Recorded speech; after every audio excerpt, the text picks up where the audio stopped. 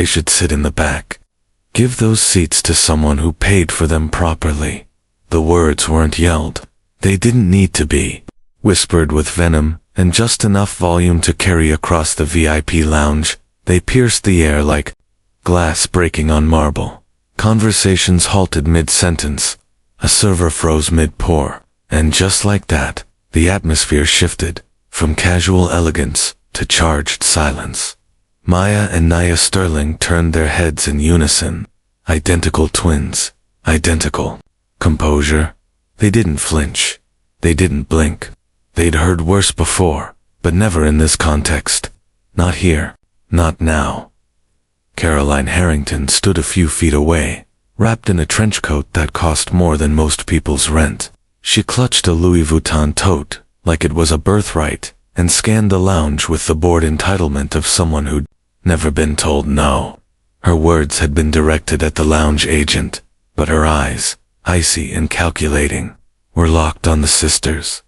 What Caroline didn't know was that Maya and Nia weren't just pretty young women in luxury loungewear. They weren't influencers or some celebrity's assistants tagging along on a sponsored trip. They were CEOs, founders of Kismet, a rising fintech company revolutionizing financial literacy in underserved communities. Forbes had just called them the future of inclusive tech, and in 24 hours, they'd be on stage in London as keynote speakers at the Global Innovators Summit. This flight was no vacation. It was the culmination of years of work, all-nighters, rejection, resilience. Their seats, 1A and 1B, were more than tickets. They were earned. The lounge itself was an oasis of high ceilings and hush money. Deep leather chairs cradled weary executives, marble counters shimmered under golden pendant lights, and ambient jazz played just loud enough to make expensive conversations inaudible. The scent of roasted espresso beans mingled with top-shelf cologne, and no one raised their voice until now. Caroline's had been the first ripple, and it was growing. Maya sat poised, her posture perfect, her camel-toned cashmere blending into the cream upholstery as if the room had been designed around her. Her watch, a gift from their father, caught the light. Nia next to her browsed the final edits of their presentation, her fingers pinching and scrolling with casual precision. They were a mirror of grace and grit. But then came the agent, Tom. Young and nervous, badge slightly crooked, papers fumbling in his hands like leaves in the wind. "Miss Sterling," he began, voice strained. We just had a guest make a request." Maya looked up. "A request?" He swallowed hard. "A passenger, Mrs. Harrington. She's in business class, and was hoping to, well, she and her husband usually sit together, and due to a booking error, they're apart. She's asked if you'd consider exchanging your seats, so she can sit beside him." Nia stopped scrolling. Tom didn't look at them directly. Caroline stepped closer. Perfume first, then words. "I'm sure these young ladies won't mind," she said, as if they weren't there. "It's only a few rows back. They can still enjoy champagne and recline." "We can hear you," Nia cut in, voice calm but razor-sharp. Caroline blinked. "I didn't mean any offense." "But you caused some," Maya replied. And then, just for a moment, the lounge held its breath. Tom fidgeted, looking from one woman to the next, clearly hoping someone would give in and end the moment. But this wasn't just about seats. It wasn't about comfort. It was about assumption. The assumption that two young black women didn't belong in first class. That they could be asked to trade down, to accommodate someone louder, older, whiter, and what Caroline Harrington didn't know, what she couldn't have imagined, was that one of these women had their father on speed dial, and in just a few minutes, that quiet call would trigger a storm of consequences that not only ended her flight, but dismantled careers. Because this wasn't just a story about a plane. It was a story about power, about dignity, about the silent strength of knowing exactly who you are, and never giving up your seat for someone who thinks they deserve it more. Caroline's smile was thin, performative, the kind of smile worn not out of warmth, but out of self-certainty. "Tom," she said, her tones syrupy and sharp at once. "You can move them, right?" She said them like they weren't there. Like Maya and Naya were placeholders. Like they didn't have names, titles, or a company that had just been valued at 8 figures. Tom, still clutching his tablet and boarding documents, shifted his weight nervously. "I've already explained, Mrs. Harrington. The flight is fully booked. First class is at capacity. Seats 1A and 1B are confirmed and locked." "But surely," Caroline purred, stepping closer, "there's always room for compromise." She gestured toward the twins, as if gesturing toward empty chairs at a cocktail party. "It's just the two of them. Young professionals. They'd understand. My husband has anxiety when he flies alone." Her eyes flicked back to Maya and Nia. There it was again, that disarming blend of entitlement and condescension, as if she were bestowing upon them the honor of her inconvenience. "We booked these seats months ago," Maya said evenly. "They weren't assigned, they were selected. On purpose." "Exactly," Nia added. "They're not up for negotiation." Caroline laughed. "Not the polite kind. The dismissive kind. The kind that says, 'How dare you speak?'" "Oh, come now," she said. "Surely Majestic Airlines can offer you some vouchers, travel credit, something small. I mean, it's not like you can't afford it." The insult was wrapped in a compliment, like poison laced with sugar. Tom seized on the opportunity to mediate. We can offer you both a $500 voucher for the inconvenience," he said quickly, as though speed would make the offer sound more generous. "Business class is still excellent. You'll still have champagne service, lounge access." "It's not about the champagne," Maya interrupted, still calm. "It's about being asked to downgrade for someone else's comfort. And that's someone not even asking herself," Naya added, shooting Caroline a sharp glance. "Just assuming we'd go quietly." "Quiet isn't the same as agreeable," Maya said. Tom looked like he wanted the earth to open up and swallow him. Caroline looked like she'd never been refused anything in her life. And the room, well, the room was now tuned in, like an audience waiting for a verdict. "Listen," Caroline said, dropping her pretense. "I'm not trying to be difficult. I've been a Platinum Elite member for over a decade.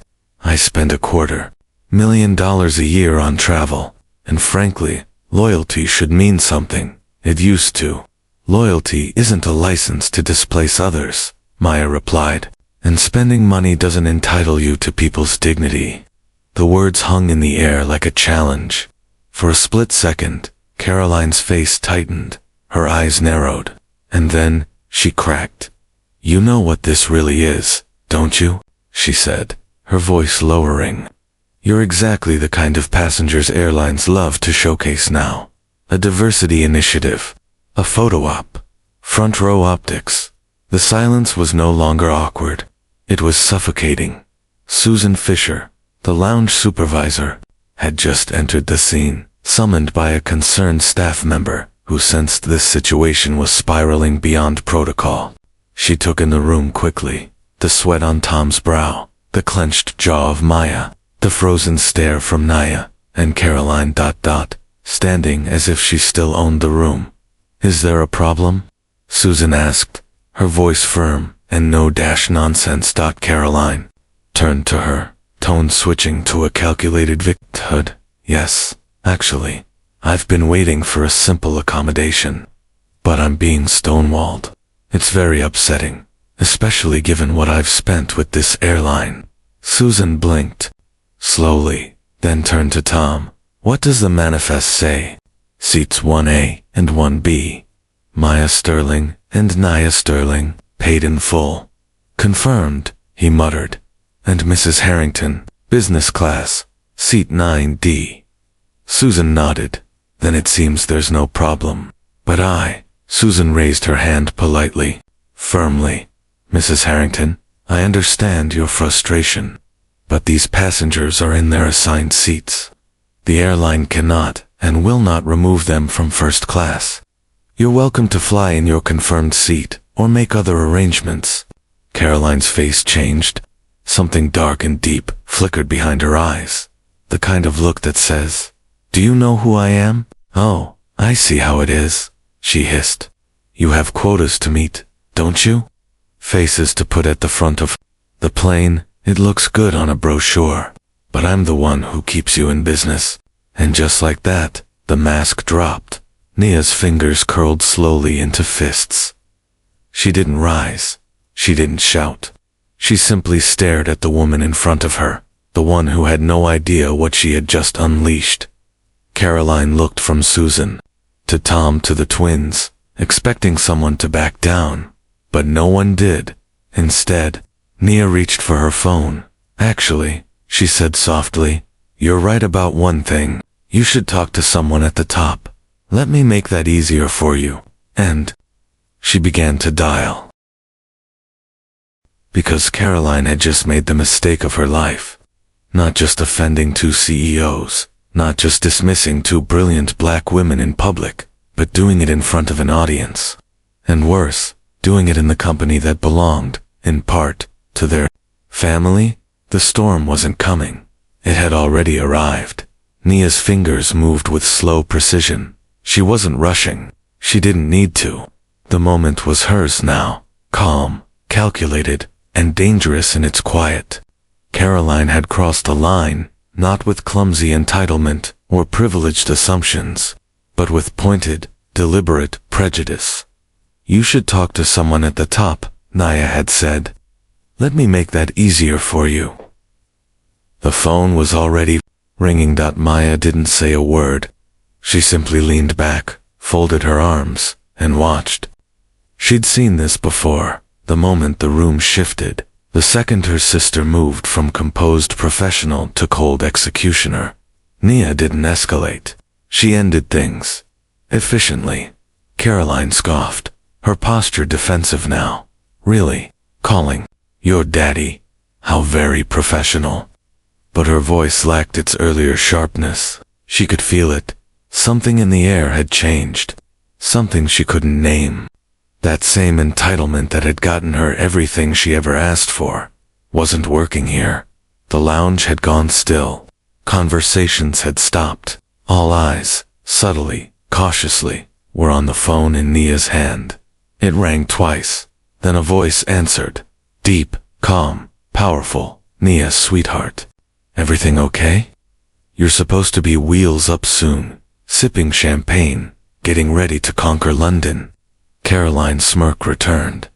"That's adorable," she said to no one in particular. "A pep talk from Daddy before takeoff."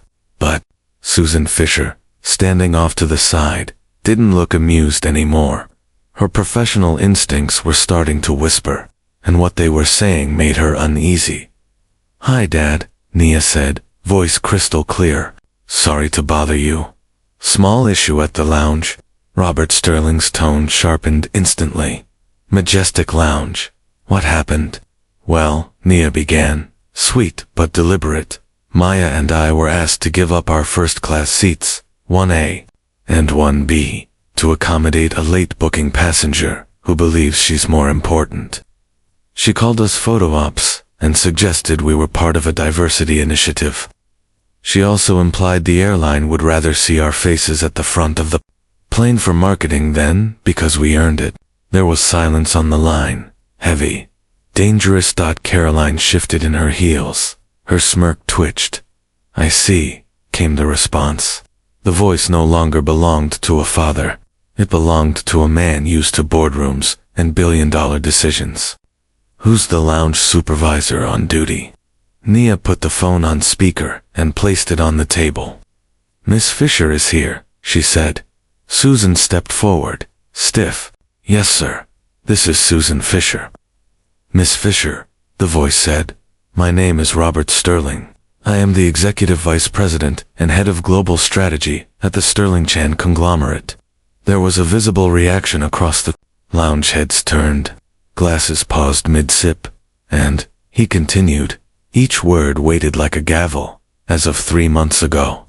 My company acquired a 51% controlling interest in Majestic Airlines. The gasp wasn't dramatic. It was quiet. Stunned, the collective exhale of power rearranging itself in real time. Tom, the gate agent, looked like someone had unplugged him. His knees wobbled. Caroline paled. Her foundation couldn't hide it. She opened her mouth, closed it again. I've just heard that 2 of my passengers, my daughters, were harassed, belittled, and asked to surrender their confirmed seats to accommodate a last-minute request, based not on policy or necessity, but on status and prejudice. Robert's voice was still calm, but now it cut like ice. I'd like to understand why this happened. Susan's voice cracked slightly as she spoke. Mr. Sterling, I'm so sorry. I didn't know who they were. I mean, I knew they were passengers, but I'm not asking about their names, he interrupted. I'm asking why a Platinum Elite member's comfort was prioritized over confirmed seats, and more importantly, why no one shut this down. The moment racist commentary entered the conversation, Tom took a half-step back. His face had gone the color of skim milk. Miss Fisher, Robert continued, I don't want polite apologies. I want accountability. So here's what's going to happen. Susan swallowed. First, you will personally escort Maya and Nia to their seats, 1A and 1B, and you will ensure their experience from this point forward is flawless. Yes, sir, Suzanne whispered. Second, you will inform Mrs. Harrington that her ticket has been cancelled, effective immediately. The words landed like thunder. Caroline gasped, her hand flying to her throat. You can't do that. I have status. You had status, Robert corrected. It's been revoked, permanently. But, Robert didn't raise his voice. He didn't need to. Majestic Airlines has a zero-tolerance policy for racial discrimination. That's not PR fluff. That's a board-level mandate, one that I personally quoted. He paused, letting the moment linger. And third, he added, his tone now deadly formal. Both Miss Fisher and Mr. Tom will report to Majestic Corporate Headquarters in Atlanta tomorrow morning, 9 a.m. sharp. You will ask for David Chan. He is my partner and the new CEO of Majestic. He will be conducting a full review of this incident and of customer service protocol across all premium lounges. The phone call ended. The silence did single quotes. Todd Caroline stood there, stricken. Her mouth moved, but no sound came out. Her eyes darted around, searching for someone, anyone, to intervene. But no one moved. Not Tom, not Susan, not even the bartender. In the corner, she had walked into the lounge thinking she owned it now. She couldn't even board the flight.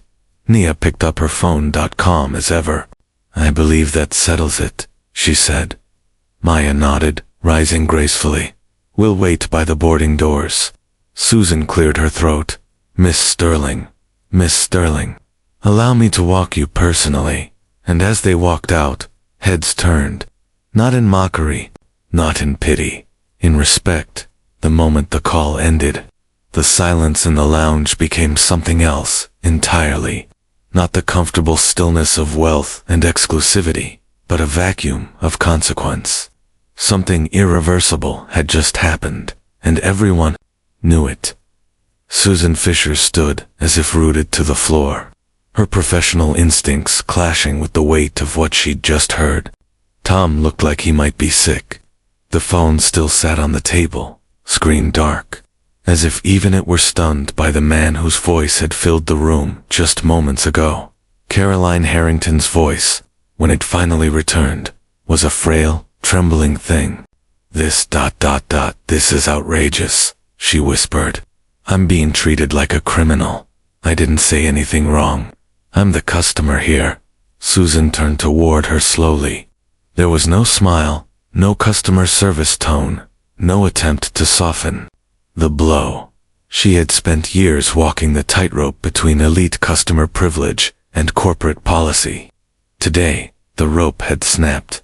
Mrs. Harrington, she said, her voice crisp. Your ticket on this flight has been cancelled by executive order. Your Platinum Elite status has been revoked. You will receive a full refund for your seat, but you will not be flying with us today. You can't do this, Caroline said, eyes wide, disbelief etched across every inch of her carefully made-up face. You don't have the authority. I don't, Susan said plainly. But Mr. Robert Sterling does. He owns this airline now, and you insulted his daughters. Caroline staggered back a half-step, as if the truth had hit her physically. The weight of her own words, once so casually thrown out, now hung like a noose around her neck. Tom moved awkwardly toward the desk, unsure if he should speak, hide, or apologize. Susan glanced at him. Tom, would you please contact terminal security? Mrs. Harrington needs to be escorted to the main concourse so she can make alternative travel arrangements. Tom nodded and hurried off, eager for any task that didn't involve eye contact or further humiliation. Caroline let out a bitter laugh, high-pitched and cracked. Escorted out like I'm some kind of threat. You people are unbelievable. But there was no fire in her words anymore, just panic and shame. A few scattered lounge guests, who had been quietly watching from behind newspapers and laptops, turned their eyes away. No one was with her. No one was going to step in. In this world, appearances meant everything, and Caroline's was unraveling fast. She clutched her designer bag tightly, the gold chain trembling in her grip, and glanced around for someone to argue with. But there was only Susan, calm, unmoving, and the twins, now standing near the boarding doors, with the quiet dignity of women who knew exactly who they were. A uniformed staff member arrived to escort Caroline out. He didn't look at her with malice, just protocol. Standard procedure for a non-passenger. This is absurd, Caroline muttered as she gathered her things, her voice no longer loud enough to fill the room. You'll hear from my husband. He's a very powerful. Susan tilted her head, her voice still even. I imagine he's already received the transcript. Caroline froze mid-dash step. Then, without another word, she turned and walked out of the lounge, her heels clicking loudly on the polished floor. The sound was sharp, final, like a gavel striking wood. The moment the doors closed behind her, the energy in the room shifted again. It was as if everyone had been holding their breath and could finally exhale. Susan turned her attention back to the remaining staff and adjusted the collar of her blazer. Her face was unreadable, but her mind was racing. She approached the twins quietly. Miss Sterling, I want to personally apologize for what just happened. It should never have escalated that far. Maya gave her a polite nod. We appreciate your professionalism, especially toward the end. Susan's jaw tightened. It wasn't enough, and that's on me. I should have ended it earlier. Instead, I hesitated, tried to keep the peace. I was wrong. Naya glanced toward the boarding area. Sometimes silence is how systems protect themselves. Susan nodded once, firmly. Not anymore. Not on my watch. The twins exchanged a look, one of mutual understanding. This wasn't about a seat. It never was. It was about standing your ground in spaces where people expect you to fold. Ladies, Susan said, voice returning to business. If you'll allow me, I'd like to escort you to the gate. Personally.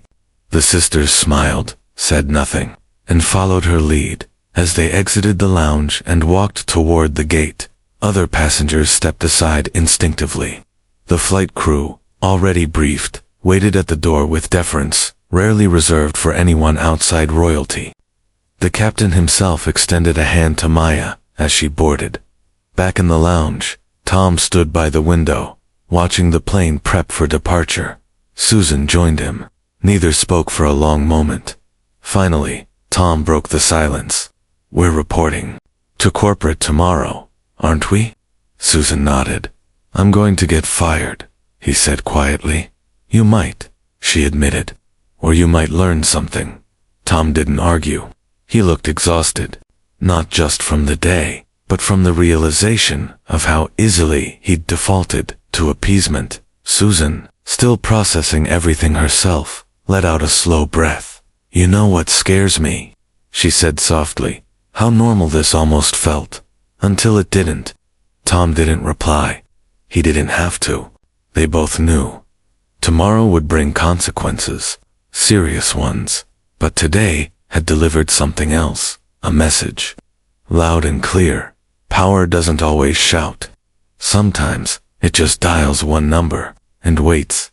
The next morning, the air inside Majestic Airlines corporate headquarters in downtown Atlanta was sharp with purpose. Floor-to-ceiling glass walls reflected the rising sun like armor. In a sleek boardroom on the 42nd floor, silence reigned as two employees sat across from a man known to rebuild companies. Like others rebuilt engines. David Chan, CEO of Majestic Airlines. The executor half of Sterling Chan conglomerate, while Robert Sterling envisioned revolutions. David made them operational. His name whispered in every corner of the industry, not with fear, but with precision. Ruthless, yes, but fair. Susan Fisher sat upright, crisp in her navy blazer, hands folded with quiet resolve. She looked tired, but composed. A leader under review. Tom, by contrast, looked like he hadn't slept. His collar was crooked, his eyes bloodshot, his posture wilted by guilt. Chan didn't speak at first. He let the silence work, then he tapped a tablet on the table. A video began to play. Security footage from the VIP lounge, stitched together by the legal team overnight. No audio, just motion, posture, expressions. Caroline pointing, the twins refusing, Tom nodding, Susan hesitating. The call, then the change. The video ended. Chan steepled his fingers. "That," he said calmly, "is what failure looks like." Tom's head dropped. Susan took a breath. "I understand, sir." "No, I don't think you do," Chan said, his voice low and deliberate. "Because if you did, you'd be more than just sorry. You'd be furious." He stood, walking toward the massive window behind him. Atlanta buzzed far below. Tiny cars, tiny people, tiny lives, while up here, big decisions were made that affected them all. "I've spent my career turning bloated airlines into streamlined machines," he continued. "We buy failing legacies and give them one shot to become something better, something cleaner, more just." We knew Majestic had baggage, not just delays and debts, cultural baggage.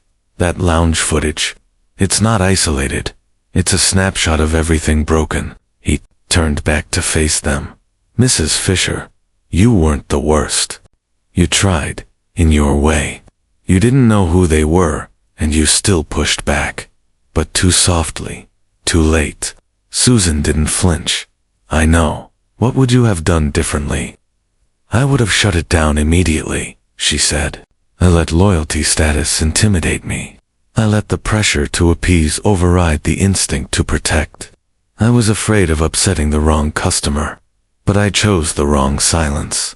Chan studied her, then looked at Tom. "You," he said flatly, "you were worse." Tom opened his mouth, but Chan held up a hand.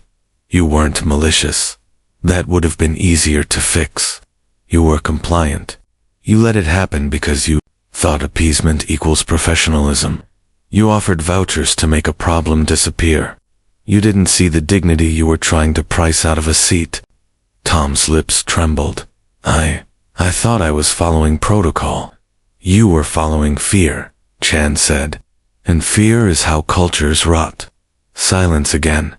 Then Chan returned to his seat and tapped a folder in front of him. "This is the report from legal. 3 previous complaints from that lounge in the past 6 months.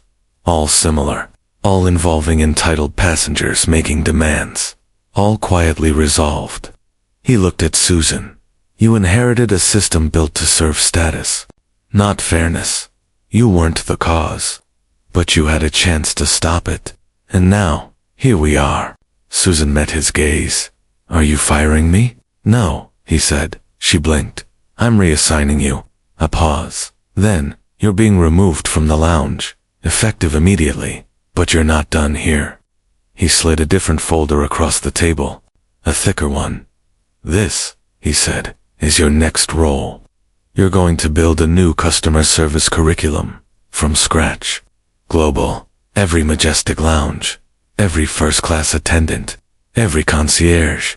You're going to turn this incident into a case study. You're going to write the story of what we do when people fail, and how we make sure they don't fail again. Susan opened the folder slowly. Inside was a draft schedule, a travel plan, a stipend, a video link to the incident, full audio included, labeled, Training Module 1, Dignity is not optional. She swallowed hard. Thank you, she said quietly. I won't let you down. I believe you, Chen replied. Then he turned to Tom. I wish I could say the same to you. Tom nodded, his voice barely above a whisper. I understand. I'm not here to ruin your life, Chan said. You're young, you're scared, but you're not stupid. You followed a broken script. He reached into his desk drawer and pulled out a business card. There's a logistics company outside Atlanta. They handle cargo for our sister brands. Their dispatch team is hiring. The work is hard. Long hours, tough customers, no velvet chairs, no loyalty perks. But you'll learn what it means to treat every delivery, every passenger, every request as equal. Tom took the card with shaking hands. If you last a year, Chen continued, you can reapply. Not for first class. For cargo, you'll earn your way back. If you still want it. Tom nodded. Thank you, sir. It wasn't mercy. It was consequence with a path to redemption. As the two stood to leave, Chan's voice followed them. This isn't the company I'm building, he said. The one where people whisper who deserves to sit where. The one where money talks louder than integrity. That company is gone. We're building something better now, and everyone on board, from gate agents to CEOs, is expected to act like it. The door closed behind them, and the rebuilding began. Jonathan Harrington was in the middle of a billion-dollar merger when the storm hit. He sat at the head of a sleek glass conference table on the 58th floor of a Manhattan skyscraper, negotiating clauses with the precision of a surgeon. Partners from both firms leaned in as he dissected contract language and future-proofed liability. This was his world, one of control, structure, and prestige. He was a senior partner at Sullivan & Cromwell, one of the most powerful law firms in the world, and nothing disrupted his orbit until Eleanor, his assistant of 15 years, broke protocol. She entered the room quietly, her heels muffled by the thick carpet, her eyes wide with hesitation. She never interrupted, ever. Mr. Harrington, she whispered into his ear, urgent. Hand-delivered courier from Sterlingshire, for your eyes only. Jonathan froze. Sterling-Chan, one of his largest clients. A conglomerate whose recent majestic Airline's acquisition he had personally overseen. A contract worth over $15 million annually. If they were sending a hand courier, something had gone terribly wrong. He excused himself, murmuring something about a scheduling conflict, and disappeared into his private office. The door closed with a soft hiss behind him. The envelope was thick, elegant, the kind used by people who made decisions that echoed across boardrooms. His name was embossed in silver. Inside were 2 documents, a formal letter and a multi-page transcript. He read the letter first. It was brief, brutal. David. Chan's signature was at the bottom. The contents struck like a hammer, due to a serious reputational breach caused by an incident involving a close family member. Sterling Chan was terminating their retainer with Sullivan & Cromwell, effective immediately. The letter described behavior that was defamatory, discriminatory, and wholly incompatible with our corporate values. The actions were not attributed to Jonathan himself, but the implication was clear. He turned to the transcript. It was a word for record of Caroline's encounter in the majestic VIP lounge. Every comment, every condescending phrase, every racist insinuation. The transcript didn't embellish. It didn't need to. Caroline had done the impossible. She'd single-handedly detonated his career. Jonathan stood there, stone still, the pages trembling slightly in his hand. His mind flipped back through every deal, every late night, every time he defended her quirks, her privilege, her sharp tongue at social gatherings. He always told himself she was just spirited. But this wasn't spirit. It was poison. And now that poison had seeped into everything. The phone on his desk buzzed. He answered, already knowing it was the managing partner. My office now. No explanation, no emotion, just execution. The walk down the hall felt like a funeral procession. Inside the managing partner's office sat the full executive committee. The letter from Sterling Chan was in the center of the table, copied, annotated, dissected. Jonathan didn't speak. He didn't need to. We've reviewed the materials, the managing partner began, and we've confirmed their authenticity. We've also received direct communication from Mr. Chan and Mr. Sterling. There will be no negotiation, no apology they will accept. The retainer is gone. Jonathan nodded once, tightly. You know Clause 1 to be, the partner continued, conduct that brings the firm into disrepute. You've used it yourself. He had. On others. On lesser offenses. You have two options, the partner said coldly. You can resign, today, under NDA, reduced severance, or we go to vote. Public record, career-ending scandal. It wasn't a choice. It was a firing with a velvet cushion. I'll resign, Jonathan said, voice hollow. 30 minutes later, his resignation was signed, filed, and sealed tighter than the foundation of the building he stood in. His access was revoked. His name was scrubbed from the partner listing before he even left the floor. The elevator ride down was slow, too slow. When he arrived home that evening, palatial Greenwich estate, imported marble floors, walls lined with abstract art. Caroline was in the drawing room, glass of Chardonnay in hand, wrapped in her favorite cashmere throw. She looked up from her tablet, still in full indignation mode. You won't believe the day I've had, she started. That airline, majestic. They humiliated me, treated me like I was nobody. You should have seen it. All because of those two girls, so entitled, acting like they owned the plane. Jonathan didn't speak. He walked to the antique bar cart and poured himself a scotch. Neat. Strong. Caroline frowned. Are you listening? They kicked me out. Cancelled my ticket. Revoked my status. Can you imagine the humiliation? He turned, slowly, the weight of the day pressing down like a skyscraper on his chest. I don't need to imagine, he said. I lived it. She blinked. What are you talking about? He dropped the envelope on the table between them, read it. She hesitated, picked it up, skimmed. Her face went pale. What? What is this? That, he said, is a letter. From David Chan, CEO of Majestic Airlines. Your little tantrum, it cost my firm a $15 million annual retainer. Her wine glass shook in her hand. I was forced to resign today, Caroline. 15 years of work. Gone. Just like that. And why? Because you couldn't handle the idea that two young black women earned a seat you think only people like you deserve. She opened her mouth, but he cut her off. No, don't speak. Don't explain. Just listen. He stepped closer, eyes blazing. I built this life. Every inch of it.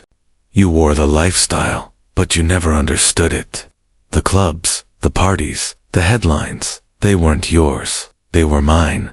You were supposed to protect the house I built, not burn it down because your ego couldn't handle row 9. Caroline backed up, stunned. I didn't mean to, but you did, because you always do. You meant to humiliate them. You're meant to assert dominance, but you forgot the world has changed. He downed the scotch, his voice quieter now. And you forgot who's watching.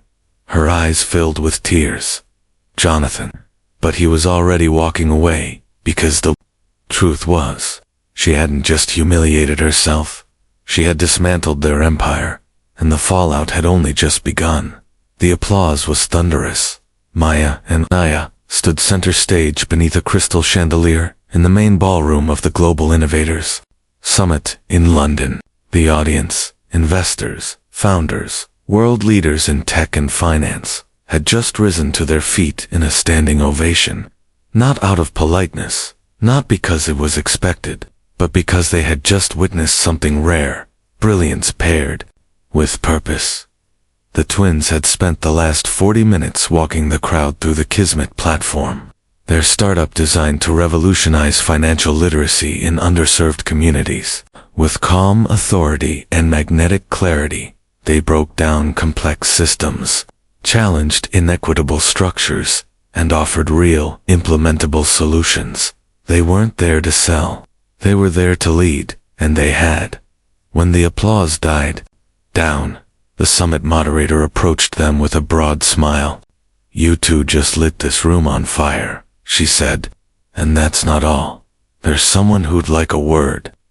From the wings emerged a representative from the Sterling Chan Philanthropic Foundation, holding a sleek black portfolio. She greeted the twins with a warm handshake and handed over a sealed envelope. "Your father and Mr. Chan were watching the live stream," she said. "They were incredibly moved and impressed. They've just created a new initiative, the Majestic Grant for Emerging Innovators. It's a $10 million seed fund for startups founded by women and people of color." Maya's eyes widened. Naya clutched the envelope like it was glass. "We'd like you both," the woman continued, "to serve on the Grants Selection Committee. You'll help choose the companies we fund, shape the future we invest in." The room went quiet again, this time out of respect. But the woman wasn't finished. "There's one more thing," she said, sliding the black portfolio open. Inside were higher resolution mock-ups of an upcoming global campaign, Majestic Airlines, new brand initiative. At the top of the first page, the new face of first class. Below it, a breathtaking photo of Maya and Nia, seated in 1A and 1B, heads bent toward each other, laptops open, laughing in mid-conversation. "Power made graceful. Excellence made effortless," the tagline read. "Majestic Airlines, the journey is your destination. Your seat is earned." For a full 5 seconds, neither sister spoke, because the irony hit hard. This was the moment Caroline had mocked. The photo op she accused them of being. The brochure girls meant to check a box. But now, it was real, not as tokenism, but as triumph. Not because they were black women in first class, but because they had earned that seat, defended it, and redefined what it meant. And now, they would be the symbol of it. Not just for Majestic Airlines, but for a culture finally waking up to the truth. Success has many faces, and all of them belong in seat 1A. The campaign was already green for billboards in Times Square, digital displays in Paris, Tokyo, Johannesburg. Their image would be on the back covers of in-flight magazines, on the home page of Majestic's booking platform, and in television ads across 6 continents. It wasn't a seat anymore, it was a statement. That night, as they toasted with real champagne in their hotel suite overlooking the River Thames, Maya turned to her sister. "You realize what just happened," she said. Nia smiled, holding up the campaign mock-up. "She tried to erase us, and now we're everywhere." There was no malice in her voice, no gloating, just closure. Because the seat they'd refused to give up had become something far bigger than either of them. It had become a lesson, a shift, a monument to the fact that grace, courage, and earned excellence always outlast arrogance. Somewhere, in a cold, quiet estate in Greenwich, A disgraced lawyer and his humiliated wife would see that image in airports, on TV, online. They wouldn't be able to escape it, and every time they did, they'd be reminded of the day a whisper in a lounge led to the collapse of their perfectly curated world. But for Maya and Nia, that moment was never about revenge. It was about holding the line, because when you know your worth, you don't give up your seat, you redefine the destination.